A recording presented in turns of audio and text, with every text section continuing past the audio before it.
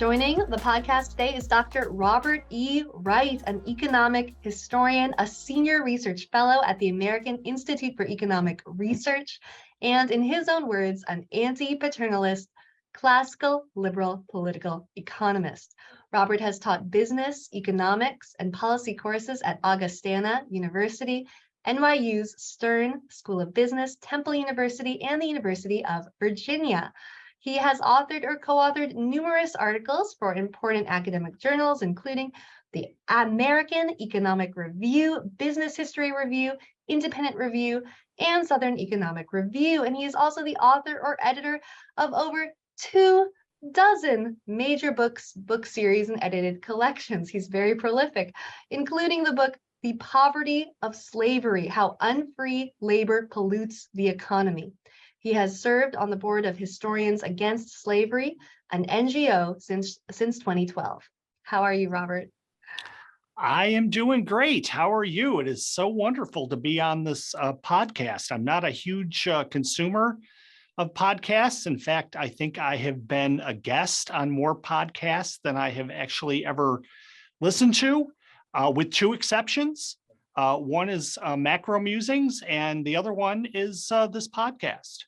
Wow. Well, I appreciate your time. So praising your book, James Brewer Stewart, the founder of Historians Against Slavery, said, "This book is a vigorous rejoinder to the oft-repeated historical claim that immense profits derived from slavery powered the development of today's all-consuming system of globalized capitalism.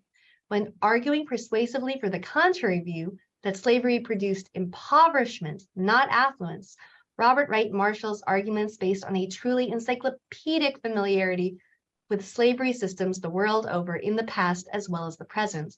The debate that this book should initiate is very much welcome and timely in the extreme." And it does feel very timely with, things like the 1619 project and the public conversation. This is always a topic that people return to. So we'll go through the different parts of the book chapter by chapter, but first tell me why you decided to write this book and about the book in general. Well, I decided to write the book because I couldn't believe what I was seeing coming out of progressive, or I guess we would call them now woke historians. This was, I wrote the bulk of the book in 2015 and 2016, which was, prior to the whole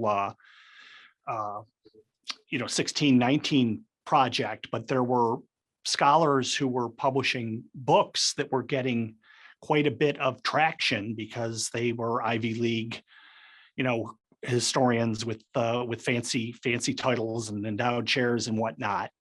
And they were arguing what the pro-slavery people used to argue in the United States, which is that America would not be rich without slavery.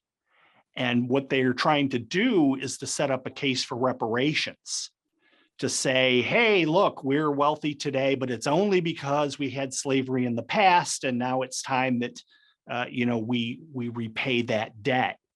And it is completely wrong and wrong-headed. And as you know, my colleague, Phil Magnus, has really been in the weeds with this, showing many of the very specific problems with those books and with the 1619 project.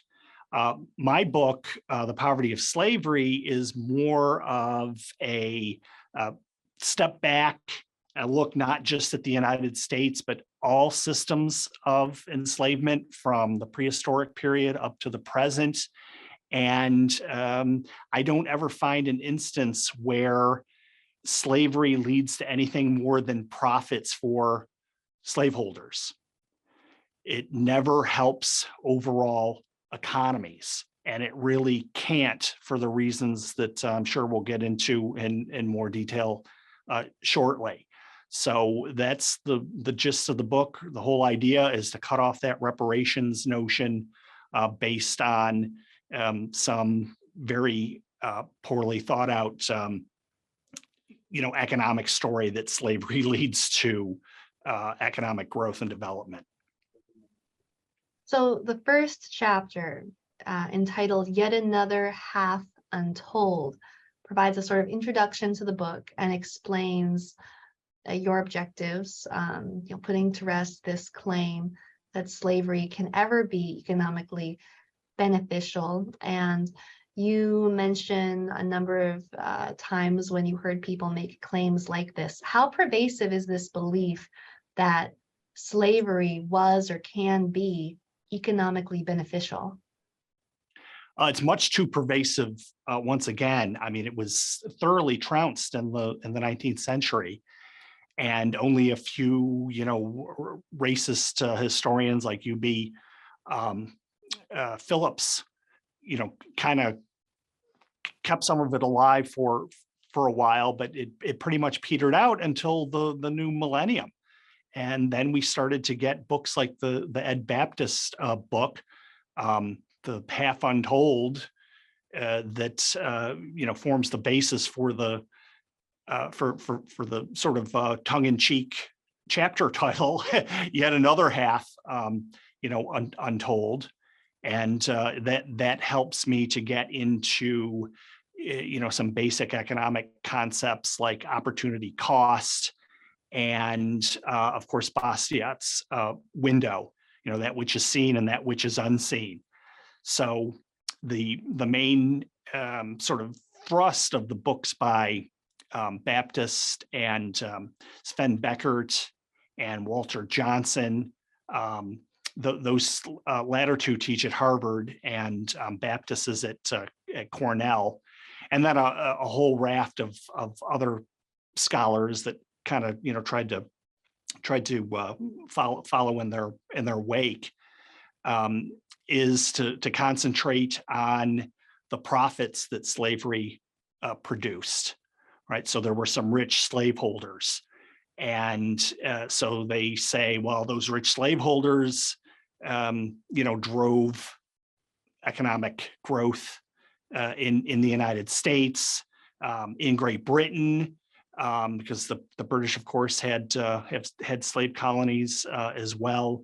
And this leads to this horrible generalization that they all like to this horrible label they all like to bring up, capitalism, which is a term that I personally try to avoid whenever possible, because there's not really a single agreed upon definition of it. It's used by different people in different ways. I prefer to look at economic growth and development, both of which, of course, we can measure more or less.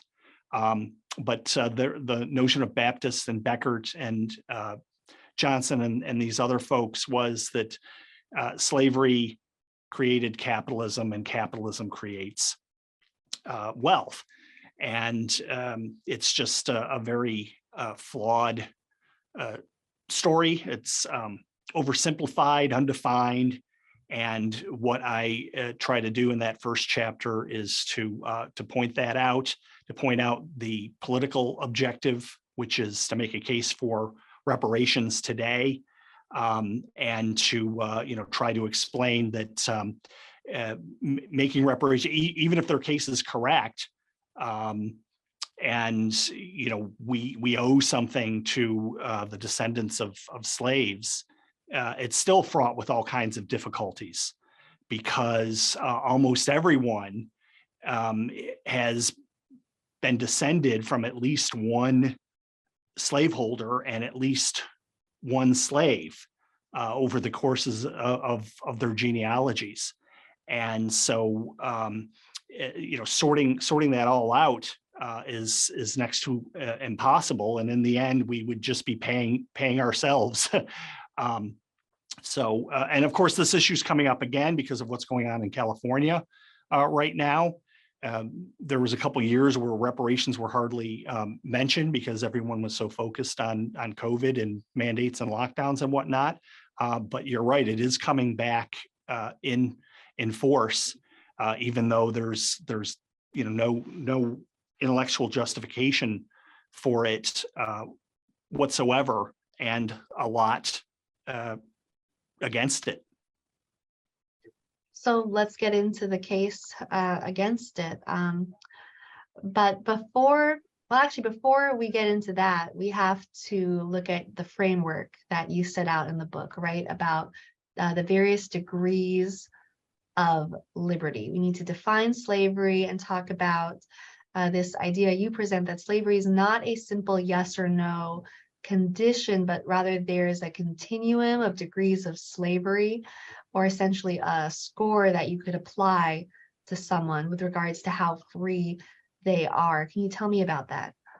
Yeah, I mean, I'm an historian by training, but I'm very analytical compared to most historians. So, I like to be able to quantify things to the extent possible, and I like to be very precise in defining terms, and that's why I don't use the word capitalism except ironically or in a quotation or what have you.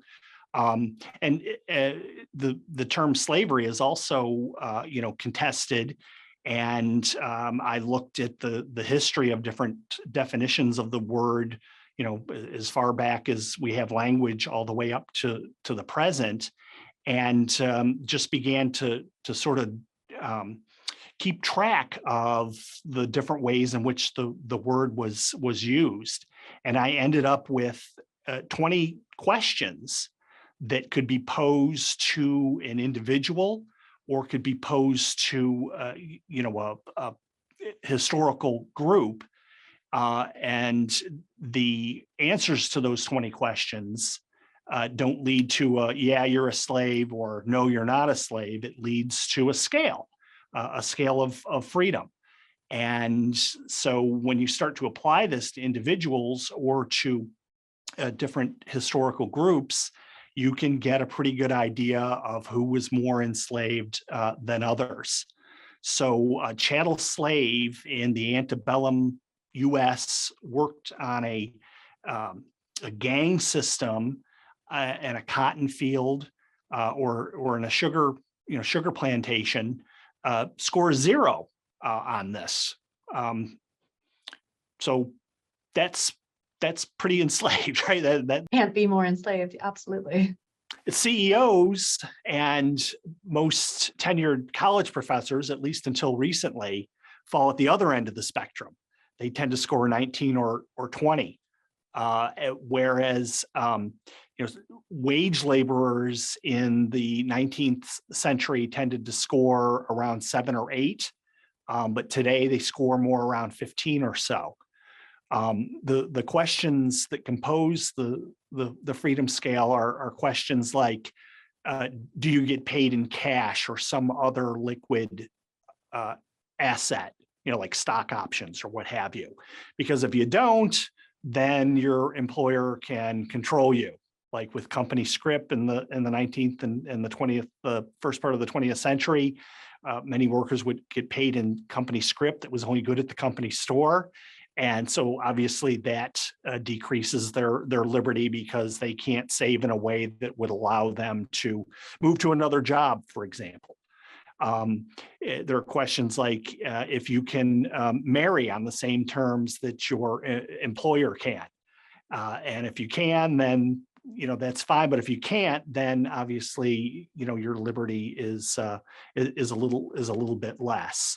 So the scale works really well in terms of comparing different workers at different times and trying to figure out why sometimes workers were got so peeved off. And a lot of times it was because their freedom score was reduced by the terms of their contract. There was a type of chattel slave in the antebellum US, for example, who worked on a task system rather than a gang system in the rice plantations in the lowlands in Georgia and South Carolina. And their freedom score was more like in the 3 to 4 range, because they weren't under the lash all day, being worked in this gang. They were given so many acres of rice paddies to tend to. And once they tended to that, they were on their own time for the rest of the day. So it was still a dreadful situation, as the 3 to 4 score indicates, but it was better than the gang worked cotton slave. When emancipation comes, the Southerners, the former slaveholders, start to have their workers sign contracts that were very prohibitive. And so we didn't go from a status of pure enslavement to a bunch of CEOs running around, right, to close to pure freedom. Instead, slaves maybe started to score a 2, or former slaves, a 2 or a 3, because of how restrictive these labor contracts were. Well, the rice plantation slaves actually saw the contracts as more restrictive to their freedom than they had been living under in slavery. So they were not at all happy, and there was all kinds of unrest in that area in lowland South Carolina immediately following the Civil War, not because of emancipation per se, but because of emancipation followed by this regime of very strict labor contracts.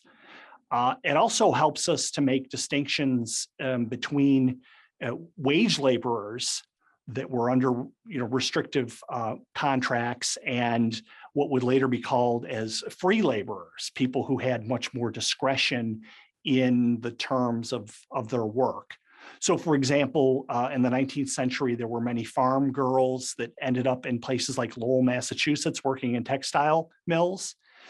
They were wage laborers. Their lives were highly restricted by the corporations that employed them. So they score more like in the 7 to 8 range on the freedom scale, as opposed to 14, 15, 16 that most quote unquote free laborers later on would enjoy. And then your third chapter is an overview of slavery from prehistoric times up to the great emancipations of the 19th century. And there's a lot to discuss there. So let's start with the deep history of slavery in ancient times. Tell me about slavery in the distant past and that evolution, and then we'll move forward in time. Well, slavery, the big point is that slavery is ubiquitous over time and space. Most societies had some type of person that might not go by the name of a slave that would, score very low on the freedom scale that I just described. So, and even chattel slavery with outright ownership and scores of 0 to 1 were quite common throughout history and throughout the globe. Determining exactly when and where, though, especially in the prehistoric period, is difficult because you have to interpret the physical record. And so some things like prehistoric chains have been found made from iron. We're pretty sure that those folks were enslaved. There's not a lot of these that have survived, but that's part of the nature of the archaeological record, right? You don't know because you find 4 or 5 of these. There could have been, 40,000, 50,000, hundreds of thousands of them produced back then. And especially with something like iron, because it can rust away or it can be repurposed. Right, so you're using iron to shackle slaves, but it starts to break or rust or what have you. They would then recast that iron into some other product. So that is a loss, of course, to the archaeological record. We can look at things like sex ratios in existing, collections of bones and try to glean something from that. There was a massacre, for example, on what's now called the Missouri River and what's now South Dakota, that happened in pre-Columbian, prehistoric times, and the bones showed, a wide range of men who were killed and very old females, but hardly any females of reproductive age. So how could this have been a functioning society with hardly any females of reproductive age? Well, it's likely that what happened was this raid occurred and this massacre occurred because it was a slave raid and the raiders wanted reproductive age females. That's why they're not represented in the mass grave of that massacre site, because they weren't killed. They were taken and enslaved. I think that slavery probably came about as the same time as the domestication of animals, because many of the same technologies are involved. And one aspect of slavery has always been to treat the enslaved as non-human. And I think that this comes, from the fact that, this is happening at the same time that we are domesticating or enslaving, if you will, goats and cattle and chickens and so on and so forth. Some of the techniques that are used in animal husbandry are also used on slaves, like castrating young males. So there's a lot of similarities between the two, but we don't know for sure. But we do know, as soon as we start to get written records, slaves are ubiquitous and they're in the written record, and there's nobody saying, hey, there's this new thing here. It's always in the context of, hey, this is common and everyone knows what this is, going all the way back to the Epic of Gilgamesh, right? And of course, there's slaves in the Bible, and they're just all over the written record as soon as it emerges. So we're quite confident that slavery was ubiquitous and had a deep history, even thousands of years ago when we finally first start recording things. And you see them in early accounts. Slaves will show up as assets, often right next to the livestock and the number of the number of acres of land and all that sort of stuff.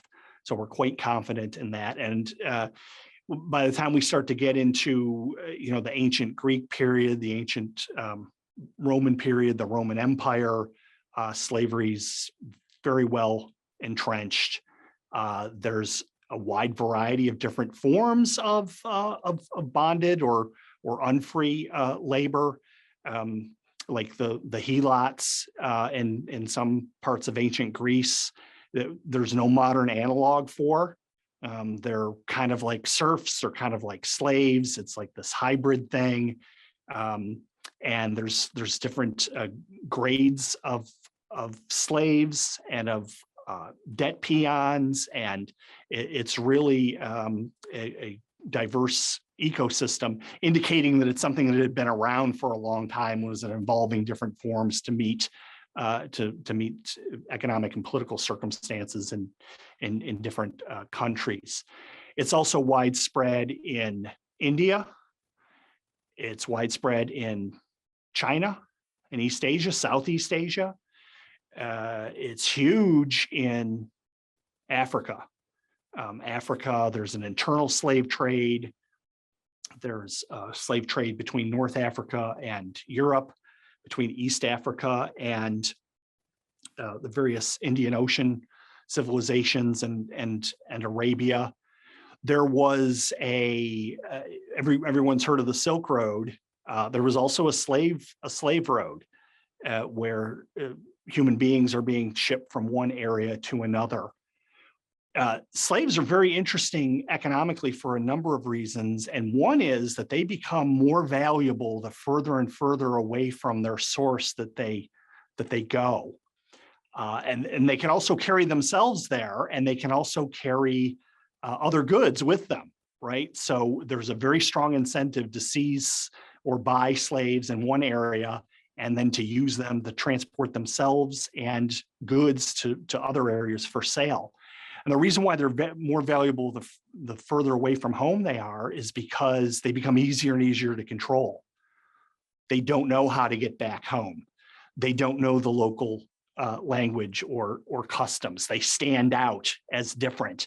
And hence, if they were to try to escape, they're more easily identified and then returned to their masters, to their owners. And the word slave itself, it comes from Slav, right? Because that's where the English word slave comes from Slav. Yes, the Latin term servus, service, comes we now use as servant or serf. So in English, yeah, there's this, and that's because Eastern Europe was a major source of slaves. Western Europe was a major source of slaves as well, and not many people appreciate this. I mean, really sophisticated folks like Tom Sowell knows this extremely well. He's even argued that more Western Europeans were enslaved than Africans, at least in the transatlantic part of that global slaving system. Benjamin Franklin, for example, his last public act was to sort of mock slaveholders in the U.S. by pointing to the enslavement of Europeans by Muslims in North Africa. And the Muslims used the same justifications for slavery that the slaveholders in the US used. They're not really people. We can convert them to the one true religion.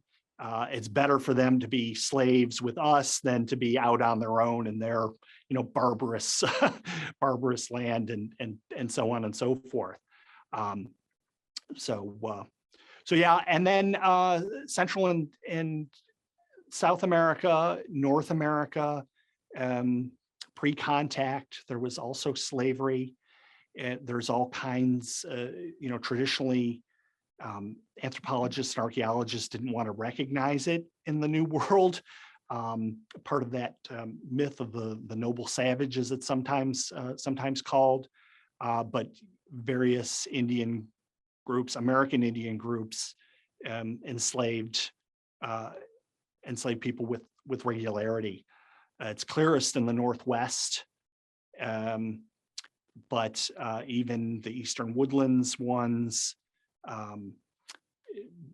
Mesoamerican ones, the Inca, they all had forms of bonded labor. And again, it doesn't look exactly like the chattel slavery with people of a different race laboring out in the fields and whatnot, but they are still very much on the low end of that freedom scale that we discussed earlier. So yeah, slavery is ubiquitous, and it's going every which direction, sometimes at the same time.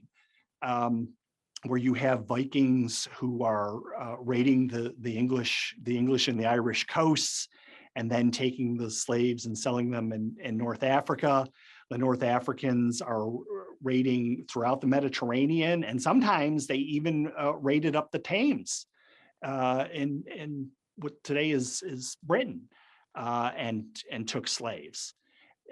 So it's not a phenomenon of what Western Europeans did to Africans. It's what humans had been doing to humans over millennia. Right, so it's global. It's been going on since time immemorial.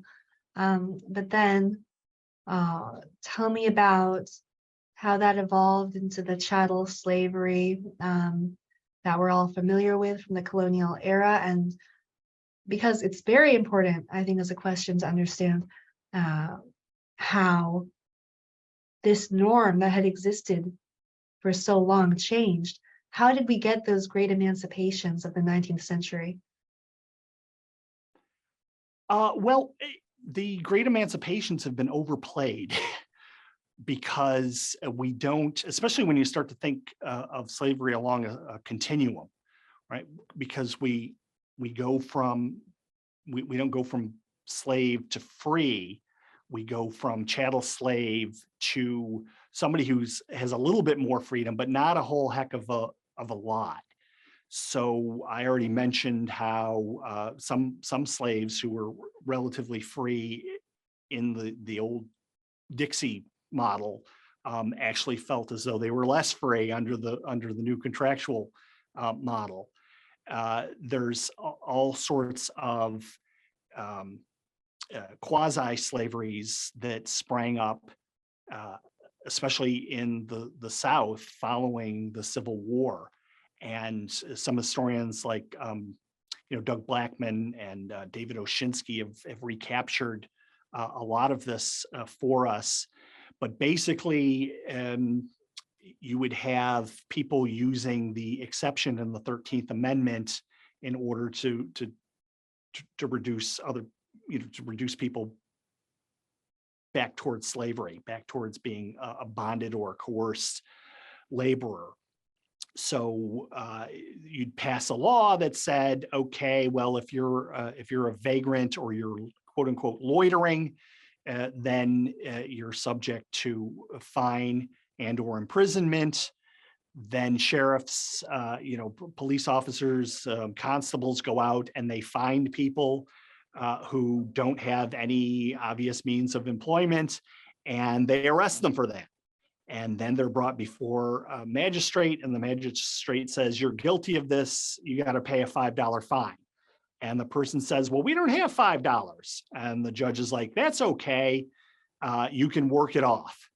And then they're sold, or their debt technically is sold to a plantation owner or to a coal mine, and they effectively become slaves. And in some ways, they're much worse off than the chattel slaves of before the Civil War, because the chattel slaves, were worth hundreds, and at the end, $1,000+ for a prime age male field hand, right? They were very valuable assets. So slaveholders did not generally abuse them to death because they're so valuable, right? They have a interest in the slaves continuing to be healthy enough to do the work required on the plantation. So doctors would be hired to tend to them. If they said, I'm not feeling very well today, oftentimes they were given time off, because the slaveholder didn't want to risk this pretty valuable asset. In the postbellum period, under this convict leasing system that arose, the amounts that are paid for men who are already fully grown, right? The employer didn't have to put a bunch of resources and years into first, and buy for just a few dollars. Well, they think nothing of working them to death, because why not? You can always go get another one for $5. So they complain about medical, too bad, keep working. They had much stricter punishments for these men, because again, they didn't really care if they lived or died. They were just looking for compliant workers, workers who would work hard, and if not, then they're fine to put them in the ground because they don't have very much invested in them. So these modern forms of slavery that came out of the old chattel system, in some ways, are much harsher than the old system. Not to glorify the old system anyway, it's still horrible, but just looking at the self-interest of the slaveholder, it was vastly different. What Simon Legree does to Uncle Tom and Uncle Tom's Cabin, was pretty unusual. And it's only after Tom just shows his, that he's going to be utterly recalcitrant that Legree finally kills him, right? He gives him a lot of slack because Tom's very valuable worker. But in the new slaveries that arise, they paid very little for the slaves, and so they're happy to to work them to death if they're not going to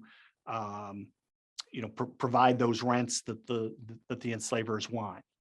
And of course, And that's some of course were. really what this is all about, right? Is it's a form of rent seeking, a form of theft.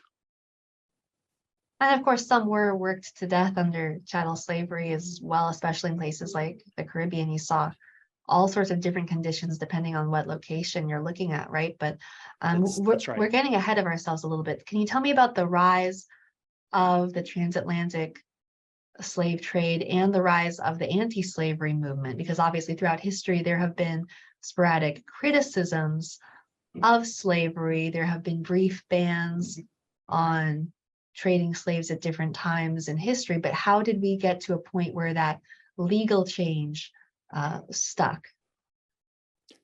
Well, it sticks. I mean, But first, the throughout rise most of the of history, transatlantic slave trade. Let's talk about the rise of the system before we talk about how it. yeah, it was not a European invention, Mhm. because Africa had already been decimated by these different slaving systems. The one where Muslims come down from the north, and they either seize sub-Saharan Africans outright, or they purchase them, they trade for them with other sub-Saharan, enslavers.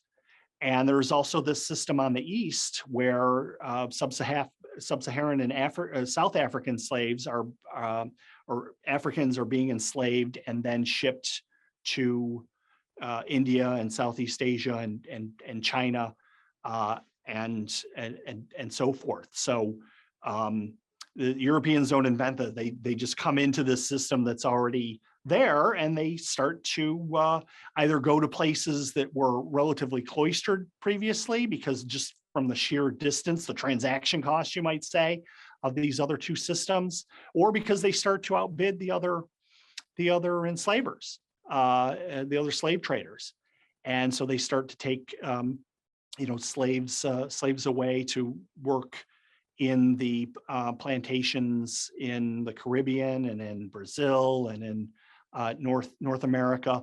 Relatively small percentage of them actually end up in North America, because as we talked about previously, there did develop the system in North America where the slaves are valuable.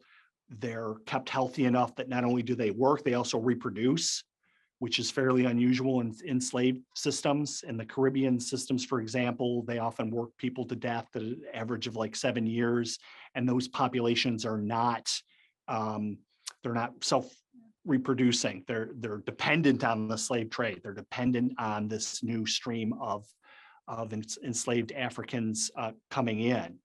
So that makes it possible, once there's finally the development of anti-slavery and abolitionist ideas.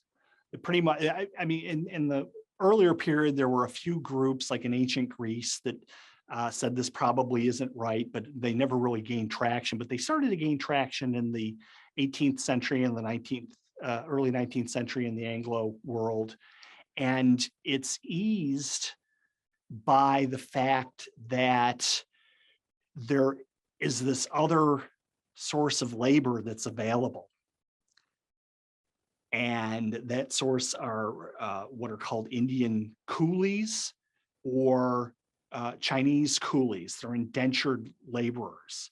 So they're not chattel slaves, or they're legally not chattel slaves, but they are very low on the freedom scale. So the places in the British Empire, for example, that have been relying on African slaves simply switch over to these indentured laborers. So they're still able to continue more or less business as usual, but people convince themselves that these folks weren't slaves because they signed contracts. And it turns out that they really didn't give their consent to any of this. They were lied to.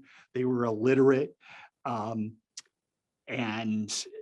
so the fact that they they've made their mark on a piece of paper in a language that they don't even know is hardly indication we know today of their actually giving consent.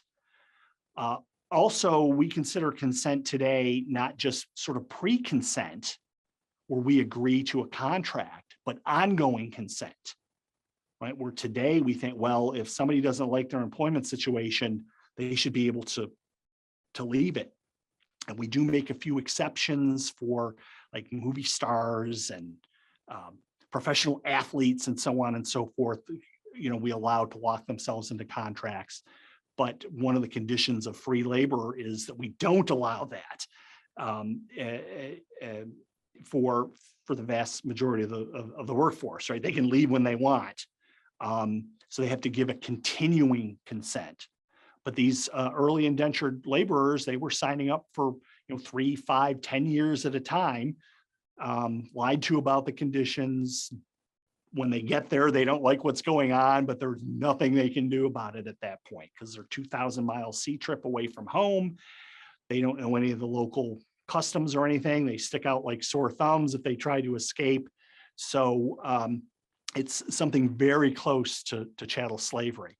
And that's what helped, end that formal slavery, because these alternatives were available.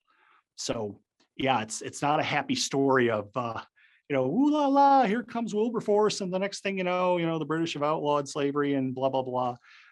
It's a much more complicated, nuanced story than that. Though still progress, right? That is just not a important to big. know. And maybe an important thing to think about there is not just the change in the practice, which may have been in practice many people going from a 0 to a 3, but the change in how people thought about slavery, because throughout most of history, people, for the most part, did not question slavery's morality. Most people throughout history just sort of accepted that that's the way things were. And then in the lead up to the Civil War, many people would make arguments that not only was it not bad, some people tried to claim it was actually very good. And there were debates related to that. So can you talk about the change in how people thought about slavery? Yeah, you're absolutely right. For most of human history, recorded history, there's very little resistance to slavery. It's thought to be something natural. It's thought to be a good thing even for the enslaved, because they could, if they were seized in a war, for example, which is one of the major ways that people over time have become enslaved. Well, you could have been killed right then and there. So you weren't killed right then and there. So enslaving you is a good thing. You did a bad thing, right? So there's always been this element of how do you pay restitution to society for breaking the law? Well, not many societies are just throwing people into cells where they do nothing and need to be fed and whatnot. Most of the time it's okay, well, we could put corporal punishment on you, even capital punishment, and take your life, but we're not going to do that. We're going to allow you to live, but you're going to have to do what this person tells you to do for the rest of your life. Or if you owe a big debt and you can't, or any debt and you can't repay it, we could do very nasty things to you, but we're just going to enslave you instead, was sort of the mentality. But, the Enlightenment comes along and we start thinking about liberty, and there are some people who start to interpret the Bible in a way that makes it seem like it's not, especially the New Testament doesn't jive with enslaving others. And I think that we finally start to come to realize that one person enslaving another actually hurts everyone economically, hurts them morally too in some way. But that's a bit slippier, more slippery of a concept. But we come to realize that slavery creates very large negative externalities or pollution. and it's because people do not want to be enslaved. And there are some cases of people with like Stockholm syndrome, or sometimes supposedly the victims of the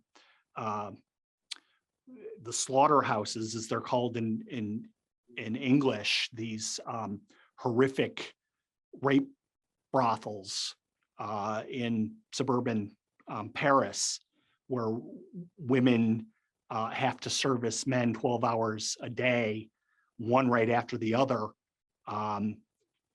with a 6-minute rule in place. They do that for years, and they're just it's very difficult to come back from that.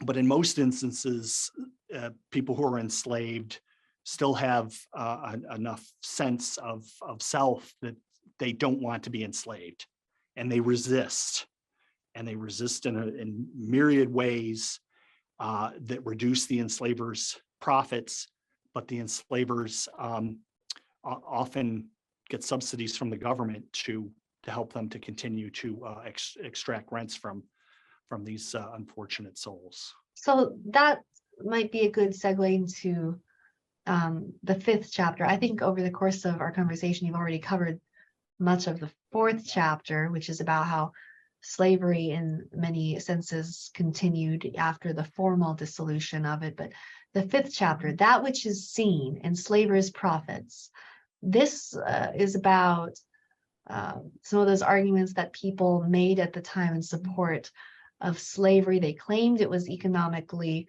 necessary before people started making that realization that it wasn't. Can you tell me about the enslavers' profits? There were some enslavers who were simply incompetent and they didn't profit, but there's a distribution of profits. You can think of it like a normal distribution, right? And as far as we can tell, the sort of the median profitability is above the median profitability for other endeavors at the same level of risk. So in other words, what would the finance people call that? An alpha? There's an alpha. There's a there's a above risk adjusted average return, a rent, an economic rent that the median enslaver is taking. And of course, some of them are wildly profitable out the tail, and some of them were incompetent and actually managed to lose money with slaves somehow. But generally speaking, and if you think about it, and I guess this ties into a chapter I wrote in a book from 2010 called Fubarnomics. The chapter's called Uncle Tom's Cabin, where I have a model of why firms choose different labor sources. Why use slaves versus using family labor versus using wage labor versus using indentured labor. So these folks are choosing to use slaves. They're doing it rationally. They must think that they're getting some advantage from doing that, and it appears as though they are, or they are today, and they did in the canonical antebellum South. The problem is that you can't go from profitability to being good for the economy. Right, that gets into the next 2 chapters. Absolutely. Let's move there. So slavery creates all kinds of negative externalities or pollution. Right, there are costs that are borne by society that are not embedded in the market transactions and the price of slaves. These are 2 very long chapters with tons and tons of detail from lots of different places and time periods, but they all show that by resisting their enslavement, slaves create control costs, and enslavers often manage to put those control costs on the rest of society. because they control the polity, or because nobody, in the case today, that not enough people care enough to stop them from doing it.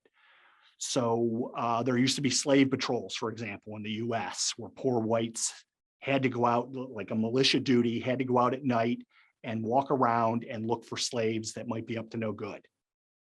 There were public armories just for the event of a slave insurrection, so that the militia could be called out, or the federal government could be called out. There was this massive slave rebellion, for example, in Louisiana in 1811 that hardly anyone talks about for reasons that aren't clear, but the federal government had to intercede in that.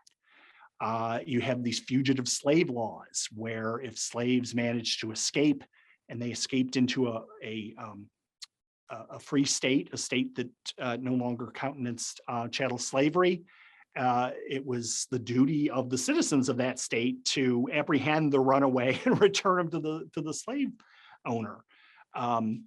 There's this whole legal code that has to come with all its attendant costs and inefficiencies.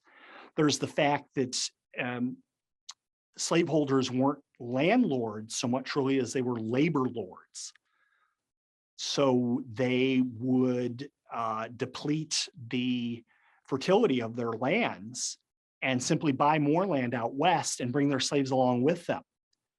Well, that meant that they didn't have many really long-term ties to particular communities.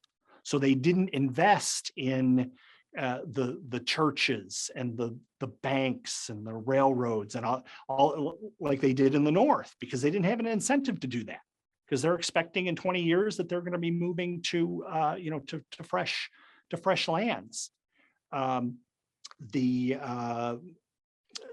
literacy rates in the South were abysmal, and especially compared to the North, because the slaveholders didn't want there to be non-slaveholders who were intelligent and who thought for themselves, because they might start to question the system that the slaveholders were creating, in order to make slavery as profitable as possible for themselves.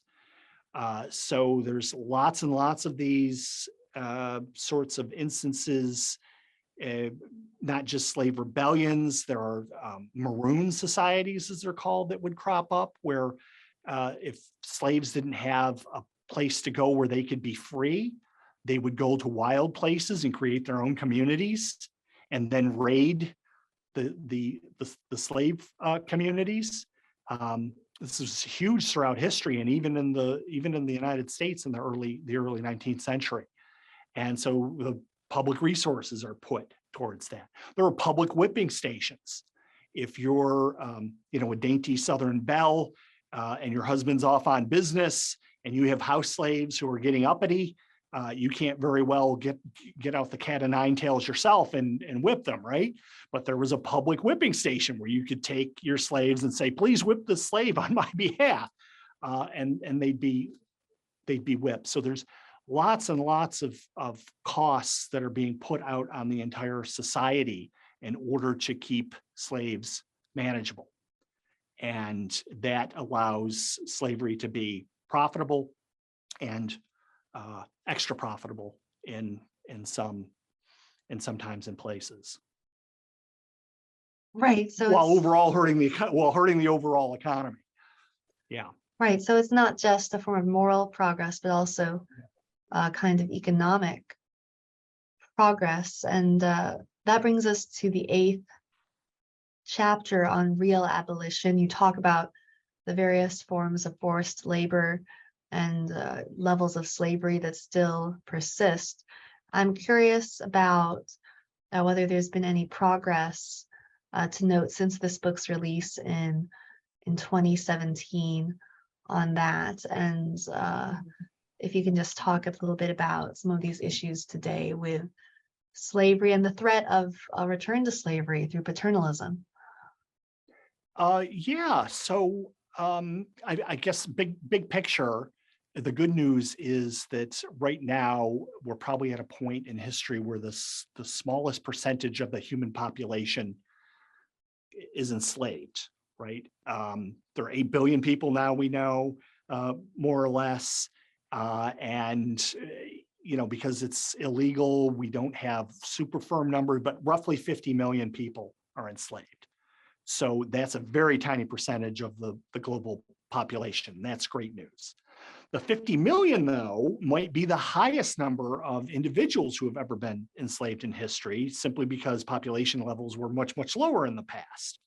So that's not such good news. And just 50 million, regardless of its percentage, is a lot of individual people to be under these circumstances. About half of them are sex slaves.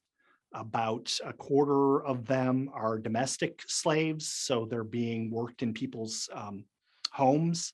And about a quarter are being worked in agricultural and generally like what's the term for it? Agribusiness, agro-industrial, like making turpentine, for example.